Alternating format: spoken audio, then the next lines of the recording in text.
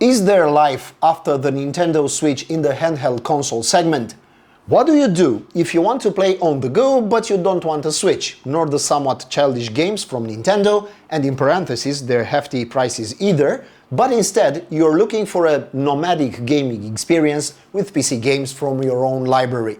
Well, for that there's a category of handheld consoles that has started to gain some traction in recent years, with Valve's Steam Deck, Asus's ROG Ally, Lenovo's Legion Go, and a few other new entries. So this segment is starting to move. Today's device is something very special, and personally I consider it to be the closest experience to a Switch, thanks to its small footprint, compact format and decent dimensions. We're talking about the Lenovo Legion Go S. But now you're probably saying, didn't you test this exact console back in February? Answer: yes, we did. And with the same Z2Go processor from AMD. So then, what's the deal? The difference lies in the fact that this time we're looking at the much anticipated version of the Legion Go S equipped with Valve's SteamOS operating system based on Linux. And at least in theory, SteamOS should provide a far superior gaming experience compared to Windows-based implementations. So when we were offered to test this, we instantly said a big yes, we want it. So let's see what this Legion Go S SteamOS edition can do, and whether the operating system lives up to expectations. We won't linger too long on the design section, since we already talked about the Legion Go S in the previously mentioned February review. Link also below in the description. So externally, nothing has changed. We have the same comfortable shape, which you get used to easily, and at least in my opinion is far superior to the initial Legion Go implementation, meaning that version with detachable controllers, if you remember it. On the top we have the power and volume buttons, next to which are the two Thunderbolt USB-C ports and the hot air exhaust vents, while on the back we have the two extra buttons Y1 and Y2, along with the sliders that adjust the travel of the two triggers. The version we received for testing is the one with 32 gigs of RAM and 1 terabyte of storage, useful space in 2025, when we are already used to games that exceed 100 gigs. And for those who want extra storage, the Legion Go S SteamOS edition also retains the microSD slot. The sticks are still analog, magnetic, with Hall effect, for even more precision. Another advantage of magnetic sticks is the elimination of drift, the most common issue with portable consoles of this type. Stick drift is the phenomenon where the stick constantly registers lateral movement even when it's in a neutral position. And the speakers are stereo and front-facing. They're decent, but don't replace a good pair of headphones. The Go S's screen, although it's not OLED like the competition's Steam Deck OLED, is not weak either. The IPS panel with touch displays clean and vibrant colors, so very colorful games like Cyberpunk 2077, Hades or Ori and the Blind Forest look excellent. The resolution of 1920 by 1200 pixels is sufficient for the 8-inch screen, even for the most demanding users, and so is the 120Hz refresh rate. Now moving on to versatility, because in the end that's the whole point of such a console, there's still one area where the SteamOS version loses ground to the one with Windows. I said in my previous review from February that if you come across games specifically designed for mouse and keyboard, you can always connect peripherals through the USB-C ports. You can even add external monitors to turn your anorexic little handheld console into a true desktop. Well, that's a bit more complicated in the case of this SteamOS version, not impossible, but it does require some familiarity with the Linux ecosystem. Moreover, navigating through Linux might be less familiar for some, but don't panic, it's not rocket science. At least Google Chrome is readily available, even suggested by Steam when you navigate to the non-Steam tab in the game library. And because we're on SteamOS, standard benchmarks like 3D Mark are pretty much non-existent, F1 2024 doesn't work either, but I appreciate that at least it tells you from the start that the game won't run on SteamOS, so you don't waste precious time downloading it. So we were left with just a few games with built-in benchmarks that run natively on SteamOS, and let's start with Doom: The Dark Ages, which also proved to be a bit of an Achilles heel for the Go S. With medium settings, FSR on quality and native resolution, it squeezed out around 15 FPS on the Go S, so it's unplayable. If we drop everything to low with the same FSR on quality, we go up to an equally unplayable 19 FPS, at which point you realize you also need to lower the resolution. Dropped to 1440 by 900, you approach the bare minimum of 28-30 FPS, tolerable for some, especially on handheld consoles, but if you go even lower, to 1280 by 800, you'll get a slightly smoother experience at 32-35 FPS. The idea is that you can still play this game even if at minimum settings, which is commendable. But if your intention is to play the newest and most demanding titles, then you'll need to look towards the model with the Z1 Extreme processor.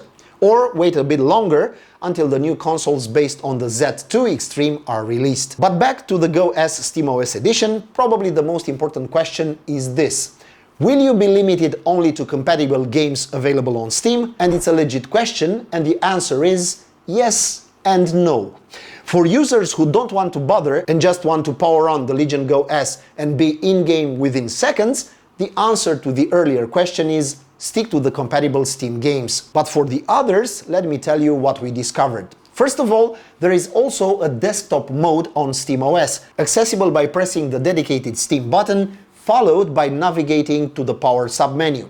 This desktop mode is very close to Windows in terms of interface, so with a little attention, you should be able to figure out what each icon/menu does.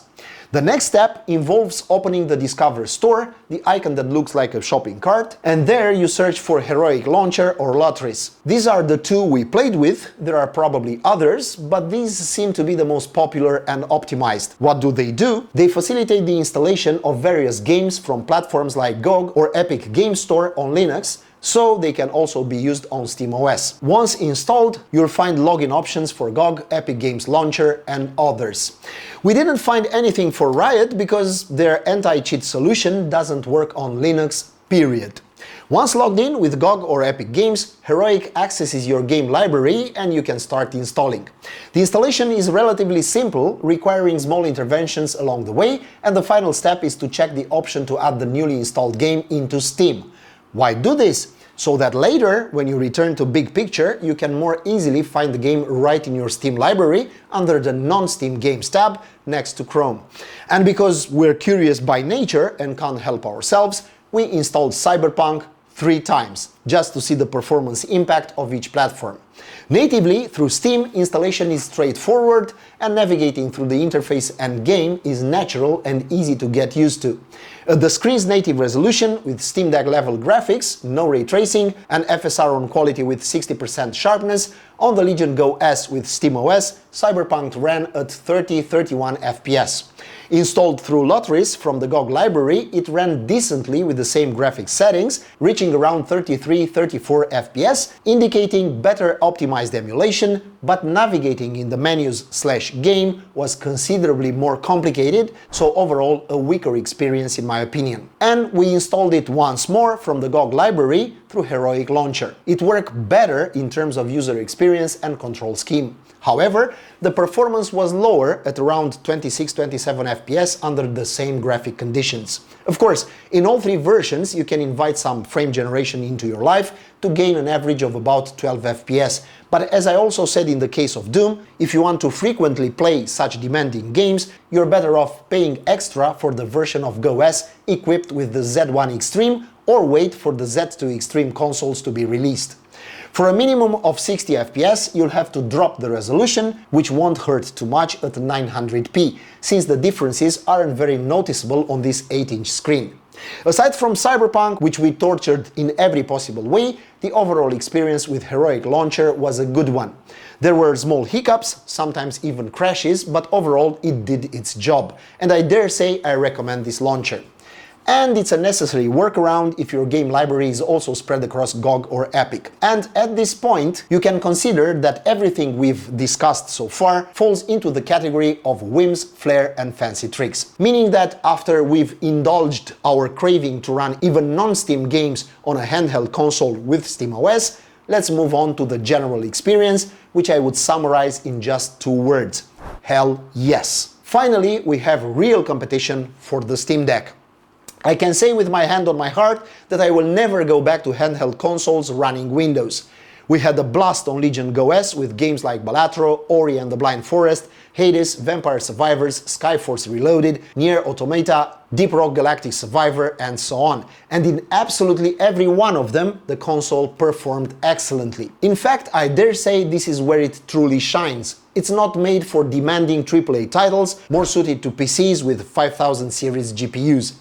The controls are precise, the screen's colors are excellent, and the 120Hz refresh rate ensure a buttery smooth experience. And yes, we even ran Crysis 3 on it with medium and low settings, no ray tracing at native resolution. Go S managed between 40 and 50 FPS, enough for a handheld, but you can still tweak the settings a bit to hit that magical 60 FPS.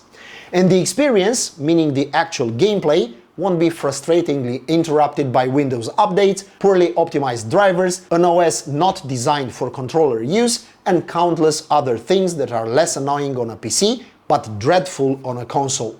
Another advantage of SteamOS is that it has considerably less bloatware. Unlike Windows, which often comes packed with unnecessary pre-installed software like antivirus, promotional apps, OneDrive, Xbox Game Bar, Office Trials, Microsoft Edge, McAfee and dozens of other junk, SteamOS is light and optimized for gaming. That means the system's resources are dedicated to the games, and you don't have a significant percentage of RAM or CPU usage taken up for no good reason.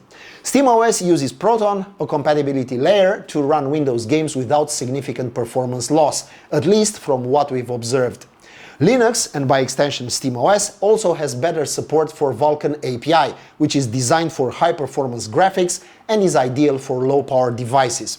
Although not as popular as DirectX, Vulkan has seen increasingly wider adoption in recent years. Another huge difference between the two models is without a doubt touchscreen functionality. On SteamOS, you can easily get by using only the buttons and the directional sticks because the interface is designed that way from the start, while on Windows, the touch feature is crucial. There are still tiny icons and poorly thought out on-screen keyboards simply because the mouse is the priority. Not to mention how painful it is to minimize Windows if you've got sausage fingers. Sure, if you're stubborn and have enough time, you'll eventually manage to navigate Windows using just buttons and sticks, but you'll sweat, your heart rate will spike, and you'll unleash a flood of curses at Microsoft. On SteamOS, the experience with a handheld console is considerably easier and more satisfying. You just power on the device, choose your game, and hit play from the sticks, with no extra steps, no dead time. Yes, there are updates here too, but there are fewer, and only system updates, meaning even fewer, require a restart. Another huge plus of consoles based on SteamOS, one that's easy to overlook if you haven't used the Windows version, is the sleep system. It happened to me countless times on the Legion Go, Go S or ROG Ally to put the console in sleep, only to discover the next day that some random Windows process decided to wake it up and drain the battery. The next morning, the console was dead, and with it, all my progress in Vampire Survivors. On SteamOS, sleep means sleep. You press the power button, the console goes to sleep, it doesn't drain the battery, it doesn't wake up randomly, and the game stays in standby, ready to resume at any moment without issues. The 55 Wh battery on the Legion Go S lasted a bit longer than the Windows version, around 2 hours of gameplay in performance mode. If you switch to low power, you can squeeze out some extra time, but not the same frame rates. For less demanding games, low power can get you over 3 hours. Charging is fast at 65 watt and possible through either of the USB-C ports. So, bottom line, is the SteamOS version of the Legion Go S superior to the Windows version? Absolutely yes. There are some scenarios where Windows might be more useful, but there are too few and not worth the hassle in the rest of the experience.